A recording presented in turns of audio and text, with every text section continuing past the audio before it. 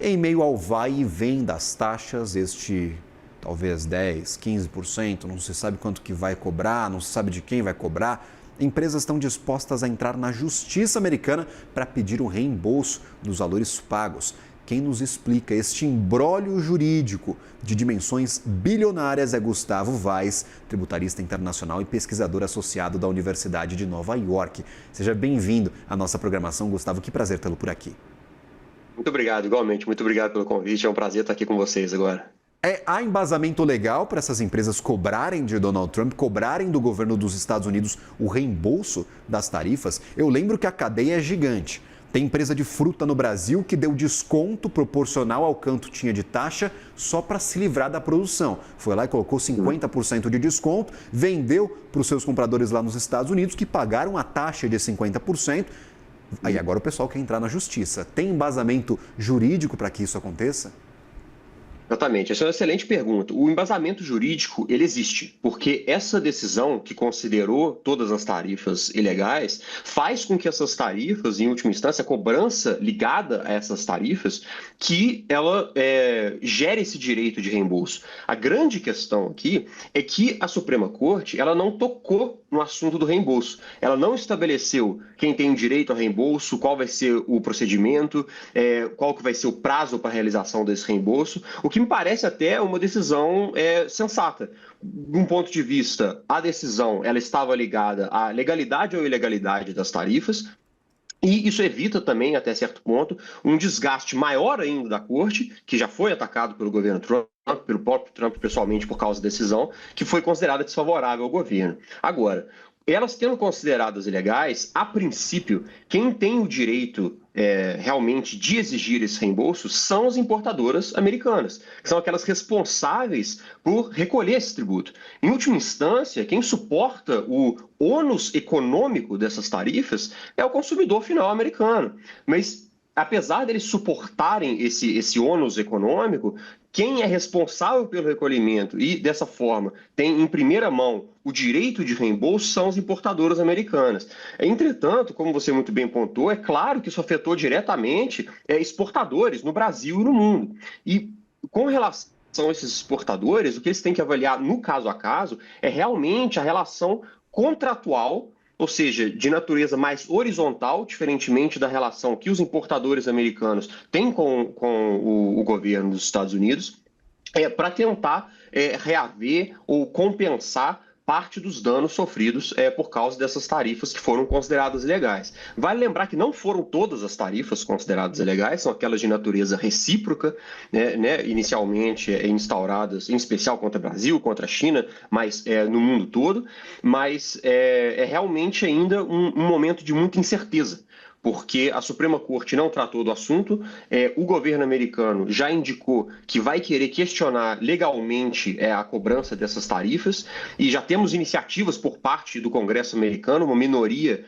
democrata no Senado apresentou um projeto de lei prevendo o reembolso integral dessas tarifas, com juros, com correção monetária, em especial para médios e pequenos produtores, com uma certa forma de compensação também para o consumidor americano, mas é muito difícil saber a viabilidade política realmente de uma medida dessa, de um projeto de lei desses nesse momento. Então é realmente um momento de grande incerteza, apesar de ser um momento de um pouco de alívio também, por ter uma decisão bem fundada teoricamente. Perfeito. Lembramos que novembro de 2026 tem midterms lá nos Estados Unidos e aí vai de popularidade política, se isso vai ajudar na reeleição, se não ajuda, quanto que esse projeto vai para frente ou não, a depender desta mudança do Congresso Nacional no finalzinho deste ano. Então, a gente não sabe nem se tem viabilidade política para que isso seja executado. E aí, você menciona essas relações contratuais. Quem vendeu está desprotegido, vai mesmo de relação caso a caso, para setor a setor, importador com exportador. Isso é muito difícil de ter uma noção do que vai acontecer. Por favor, Gustavo.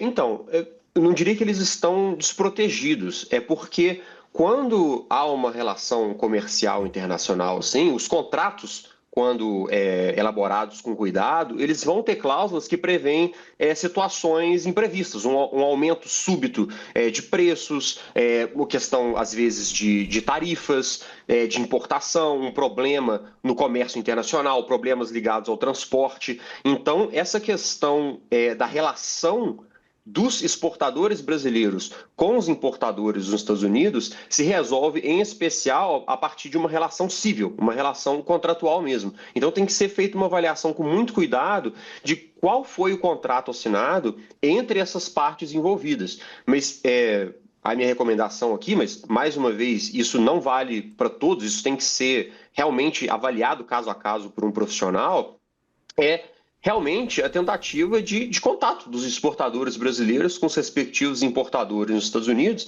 e ver quais são as medidas que esses importadores agora estão pretendendo, juridicamente, legalmente mesmo, porque já tomei conhecimento que existem diversas empresas aqui que já estavam com processos totalmente preparados para, assim que saísse a decisão da Suprema Corte, eles pudessem iniciar o processo para a realização desse reembolso.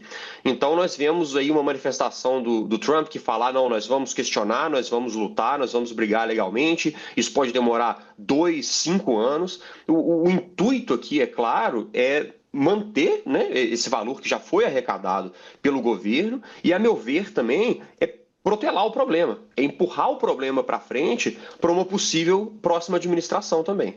Perfeito. E aí, por exemplo, essas novas taxas, o mecanismo é diferente. A seção 122 da Lei de Comércio dos Estados Unidos está dentro daquela seção 301, que é de investigações comerciais.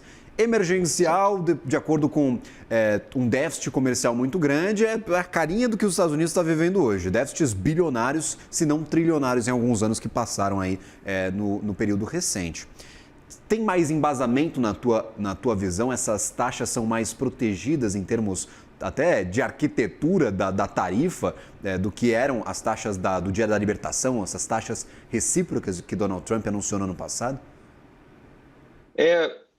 Essa é uma pergunta delicada, porque, em última instância, muito provavelmente essas tarifas também vão ser questionadas perante a Corte. Mas verdade é que a legislação utilizada anteriormente, ela não previa expressamente a possibilidade de usar os poderes do executivo para implementar tarifas. Por que o governo americano escolheu especificamente aquela legislação? Porque ela dava uma liberdade muito maior, de acordo com a redação, apesar de não prever aí uma questão tributária, uma delegação de poderes tributários do Congresso para o Executivo, porque dava essa liberdade para o governo Trump. Essa nova legislação usada, tanto a seção 122, seção 232, elas possuem restrições distintas. Por exemplo, uma delas é que a alíquota máxima é de 15%. Então, isso já é uma restrição muito distinta das tarifas que nós estávamos vendo anteriormente. Outra, a seção 232, ela prevê a possibilidade de tarifas com relação a alguns setores apenas.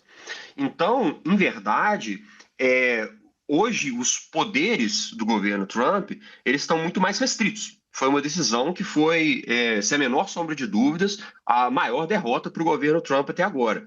O grande problema disso é que é um processo que lidou com um tipo específico de tarifa e isso leva o governo, naturalmente, a buscar alternativas. Agora, se essas alternativas elas vão ser consideradas legais, se vai ser considerado que houve algum abuso por parte do governo com relação a essas novas tarifas, só o tempo dirá. Então, infelizmente, apesar de ser uma decisão, como eu disse, tecnicamente muito bem-vinda, ela acaba por criar, de outro lado, muitas instabilidades, com a questão do reembolso, com a questão de novas possíveis tarifas. Então, há muitas incertezas ainda com relação a esse assunto. Diria ameaças, mas uma lembrança de que há investigações comerciais contra China e Brasil. Inclusive, os dois países foram citados. Falou, gente, a gente está investigando China e Brasil, o processo está avançado, já passou da consulta pública, já mandaram as suas contribuições, inclusive empresas e associações brasileiras, empresas e associações americanas. A qualquer momento, se nós decidirmos que há barreiras comerciais injustas, a gente pode aplicar tarifa também. Este mecanismo de investigação comercial, ele dá mais liberdade? Daria essa liberdade para Donald Trump colocar tarifas a seu bel prazer, com taxas que iriam de 30%, 40%, 50%, como a gente viu anteriormente, ou também há restrições, Gustavo? Porque o USTR fala agora que vai abrir novas investigações contra outros países. Aí pode ser um caminho, talvez, para explorar. Joga no USTR, USTR julga o mais rápido possível, a gente começa aí a tarifar quem ainda não fechou acordo com os americanos. Com certeza. Isso é uma clara busca por métodos alternativos, por caminhos alternativos para poder realmente concretizar a agenda e a política tributária do governo Trump. É importante aqui destacar que o fundamento legal para as sanções que derivam desse tipo de investigação, ele é distinto. Então, ele tem restrições, mas são restrições muito diferentes daquelas que nós vimos discutindo até agora com relação a essa tarifa de 15%, com relação às tarifas para alumínio e até mesmo as tarifas que foram consideradas ilegais agora. O fundamento legal, ele é o mesmo utilizado, por exemplo, para os embargos a Cuba, a Venezuela. Então, ele realmente pode encompassar aí medidas muito mais sérias, economicamente falando.